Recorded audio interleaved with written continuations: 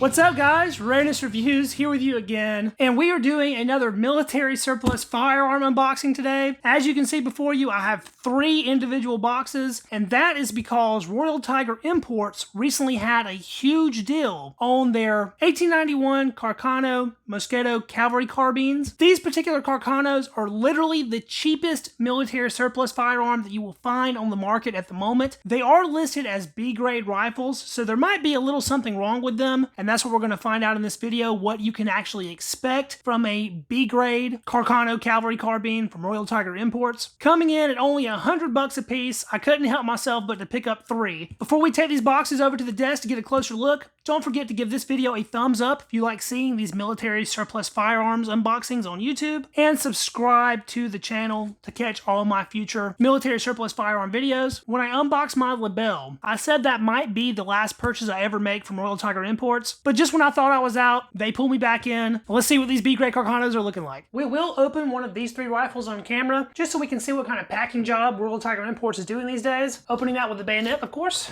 Over the years, RTI has done various jobs in packing, anything from extremely poor to really quite good. It looks like we have a box within a box. For these 3 rifles, shipping came in right at $40. And so far, it's looking like the quality of packaging is really nice for a $40 price point. It doesn't really get much better than that. A box within a box, tons of bubble wrap. They even threw a couple little inner ordnance chamber flags in there. Ah, dang.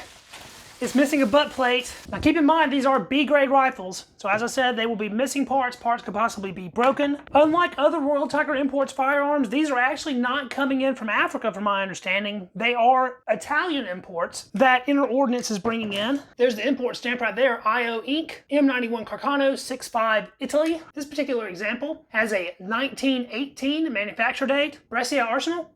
The bayonet locks in perfectly. It's very strong. This was the first style bayonet lug that the Cavalry Carbine Carcanos used. There are 3 major variations. A push lever like this, and then there will be a side lever and then a side push button. Being a B-Grade, of course, this does have some issues. We're missing our top handguard. We're missing the screw for this barrel band. The barrel band is actually bent. Now, I'm sure this can be bent back into place to fit just perfectly, but that is something to take notice of, that it will not fit on there the way that it is. We are also sadly missing the butt plate. We have a very nice crest in the stock there. We are also missing the rear sling bar. So there's quite a few items missing from this rifle, which is unfortunate, but the overall condition of the rifle looks pretty good. The bluing's not bad. The bolt seems to be in good condition. The insides of the action are coated with cosmoline. Hopefully that protected it some. I noticed this just now, but there is a chunk of wood blown out of the front of the stock here. That's unfortunate. I'll be inserting some footage of the bore right here, but I can go ahead and tell you, upon first inspection, with it still being dirty, the bore looks pretty good. I expect it to clean up nice. Let's move it on over to our second rifle. The packaging for this one was identical to the packaging for the first one,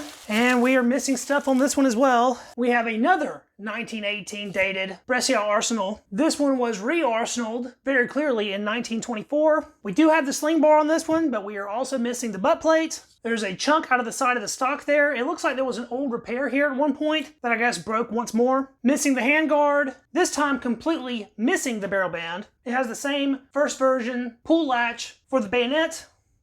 The bayonet on this one is pretty tight and locks up very solidly. There's some interesting marks in the stock on this one. I'm not sure what these are. There's a little mark in a circle there. And then that looks like an SG. And there's another little mark here. Perhaps that's IM. It's hard to tell, very faint. Never seen those on a Carcano before. The stock seems to be solid, free from tang cracks, which is pretty common on Carcanos, other than this missing piece of wood here on the side. All the side parts are intact and it does work. The bolt is intact, but it is loose. That's gonna need some looking at to figure out what's going on with that.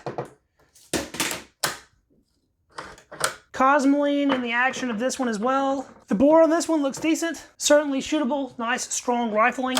I'm pretty upset that I got 2 rifles missing some of the same parts though. That's going to make it difficult to put one good rifle together from the rifles I did receive from them. Let's take a look at that final rifle. And unfortunately with this one, it looks like we got more of the same. Also missing the handguard. We do have a barrel band on this one with the screw, so that's a bonus. But our stock is in really rough shape. The toe is completely blown out. We are once again missing the butt plate. Carcano butt plate plates are not a part you easily come across, so those will be very difficult to replace across the board. This one is another World War I date rifle, 1916. Brescia Arsenal once more. Sight's in good shape. We do have a sling bar, little crest in the wood. The bore on this one is the worst of the three.